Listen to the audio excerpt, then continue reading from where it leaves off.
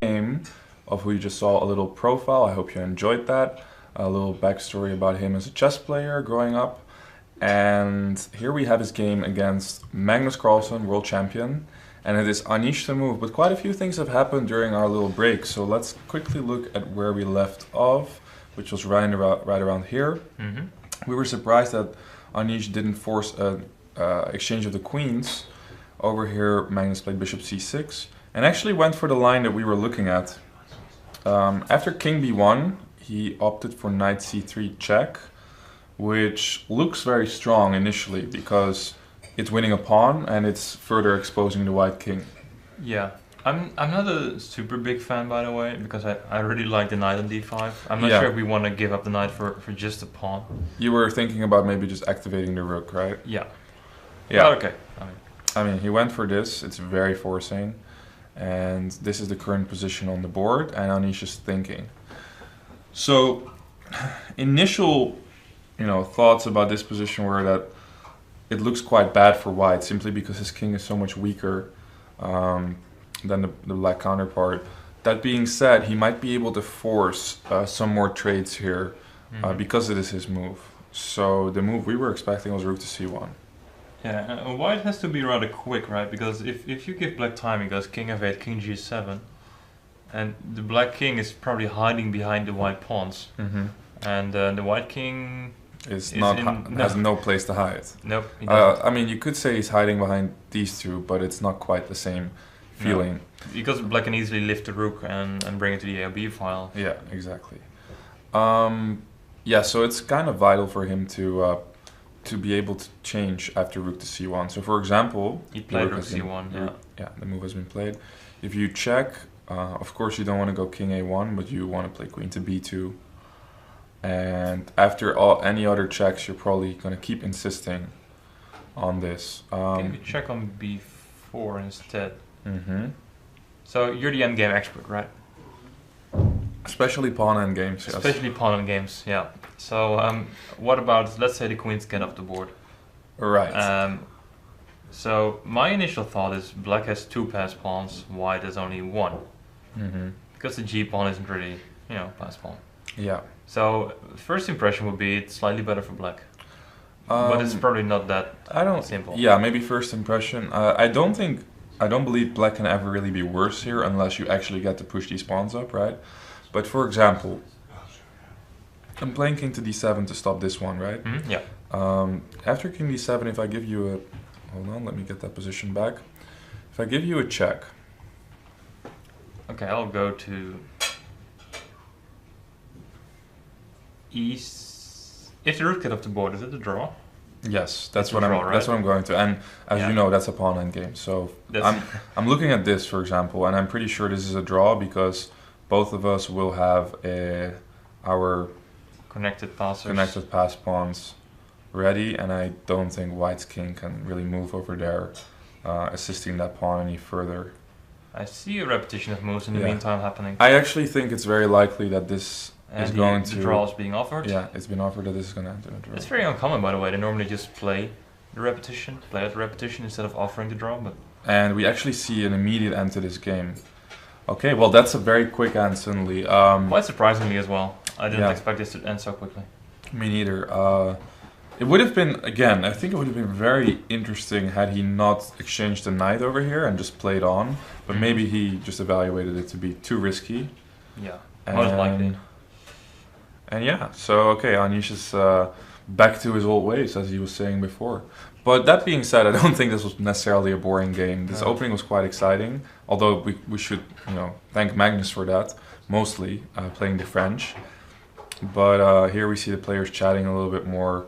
Magnus doesn't look particularly amused, by the way, I must say. Well, he's laughing and joking, so they seem relieved, like both of them. It seemed somewhat. Well, I'm not sure he was relieved. I think he was in for a bigger fight than this. But okay, drawing as black against Anish is really not a bad result, obviously, for him.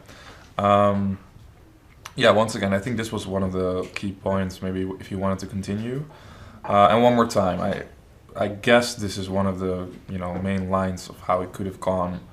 If white wants to force a draw, then just play here. Again, threaten to go to c7. You could try to go to the other side of the board, but I'll try to do the same thing, right? Where I go to d7. Yeah. So ultimately you'll get into this pawn ending, which is a draw. Yeah, fair enough. You okay. don't want the rook to become active, so no. No. Okay, so kind of a quick draw there. I have actually an interview with Magnus coming on, so we're going to the other studio now.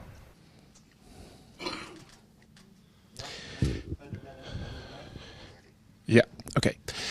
Magnus, a total change of pace in the opening today with you. Yeah, I tried to you know, make him uncomfortable for sure. But obviously there are many options for White there.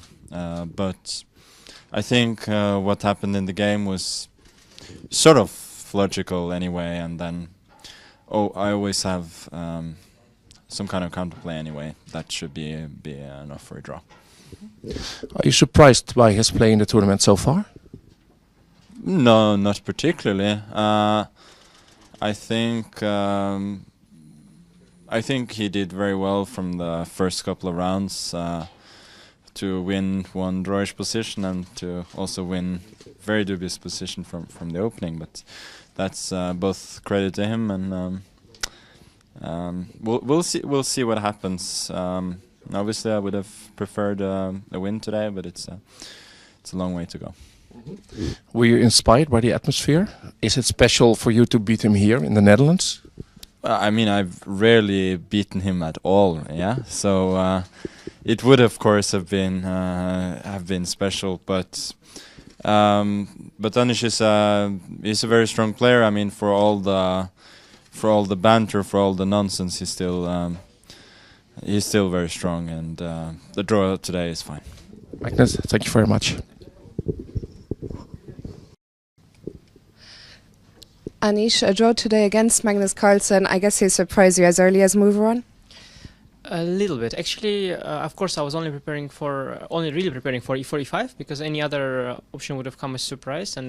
But yesterday night, just when I was about to fall asleep, I suddenly thought of one line that he could play that would make some sense against me, and that would be the Wiener. So I sort of figured him out, but not this particular branch. And the thing is that I thought he would not bother to repeat all the stuff with queen takes g7, so I assumed he was going to play the line with queen a5 and queen a4, which is very fashionable nowadays and which is a little bit more positional. So actually, I first thought, okay, let me just fall asleep, but then I thought, okay, you know, sometimes I get some good ideas, so maybe let's keep that in mind and look at it tomorrow. So today I checked it. This queen a5, queen a4, and when he played e6, I was ecstatic because I was thinking now I'm gonna bang out 30 moves because I had something very nice there, very forced.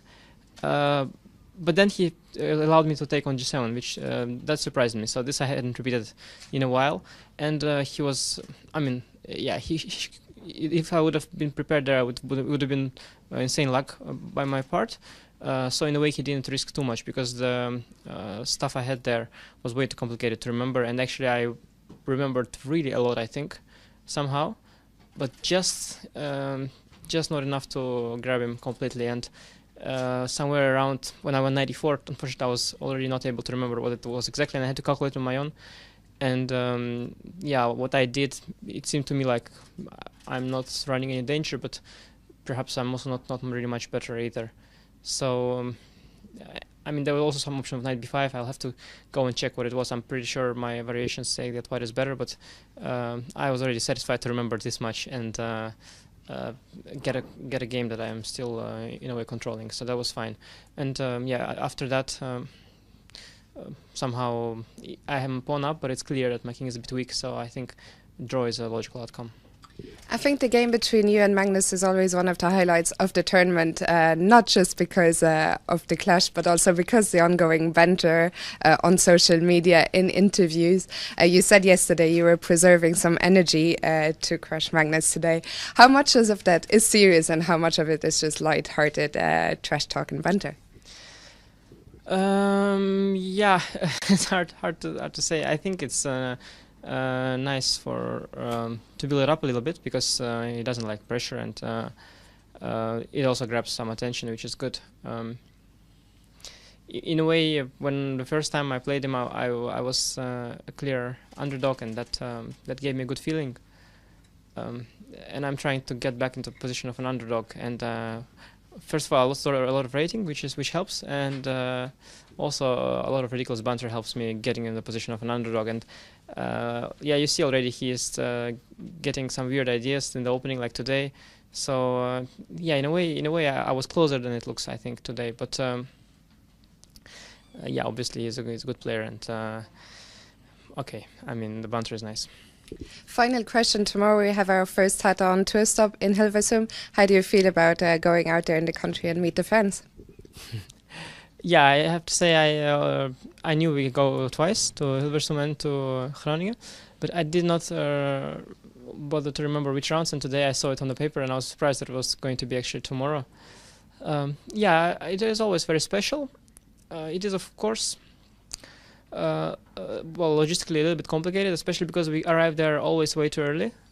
Obviously, because we shouldn't be late, so then the organizers taking some gap, and then you end up having like sometimes 40 minutes where everybody's sitting and doesn't know what to do before the game. That situation is not entirely comfortable, but other than that, it's very attention grabbing apparently, and as we saw last year in Utrecht, for example, there's been an insane amount of fans. Some people claim it's because the museum tickets were free, but many people chose to believe that it's because people in Holland love chess, which is a little bit of truth, I hope.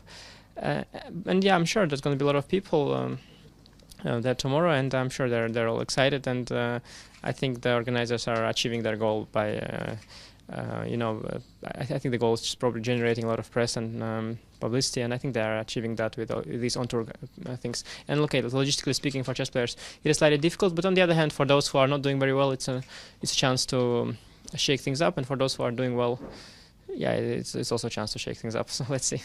Thank you very much.